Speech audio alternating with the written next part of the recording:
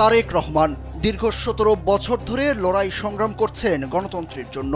এই দীর্ঘ সময় পর গণমাধ্যমে সাক্ষাৎকার দিয়েছেন বিএনপির ভারপ্রাপ্ত চেয়ারম্যান।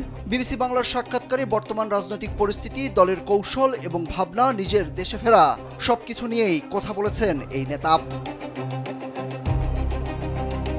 বর্তমান রাজনৈতিক প্রেক্ষাপটে তারেক রহমানের দেশে ফেরা নিয়ে অধীর আগ্রহে অপেক্ষায় লাখ লাখ নেতাকর্মী, সমর্থক ও সাধারণ মানুষ। বিবিসি বাংলা তাদের সাক্ষাৎকারের শুরুর দিকেই তারেক রহমানকে প্রশ্ন করেন দেশে ফেরা নিয়ে। উত্তরে তারেক রহমান সুনির্দিষ্ট তারিখ না বললেও ইঙ্গিত দিয়েছেন, জীবন অবাক না করলে কে করবে? 28% মিল্ক ফ্যাটের অবাক করার সাথে ফ্রেশ মিল্ক পাউডার, জীবন অবাক করুক প্রতিদিন। তারেক রহমান বলেন, কিছু সঙ্গত কারণে হয়তো ফেরাটা হয়ে ওঠেনি এখনো, তবে সময় তো চলে এসেছে, ইনশাল্লাহ দ্রুতই ফিরে আসব। নির্বাচনের আগে কিনা এমন প্রশ্নের জবাবে তিনি বলেন, জনগণের প্রত্যাশিত নির্বাচন হবে, সেই নির্বাচনের সময় কেমন করে দূরে থাকব। আমার সর্বোচ্চ চেষ্টা থাকবে, ইচ্ছা থাকবে, আগ্রহ থাকবে।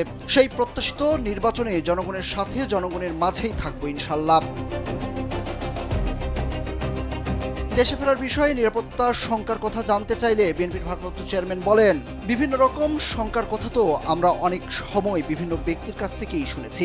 সরকারেরও বিভিন্ন ব্যক্তির কাছ থেকে অনেক সময় অনেক শঙ্কার কথা বিভিন্ন মাধ্যমে, বিভিন্ন মিডিয়াতে প্রকাশিত হয়েছে। সব মিলিয়ে বলা যায় দ্রুত দেশে ফিরছেন তারেক রহমান।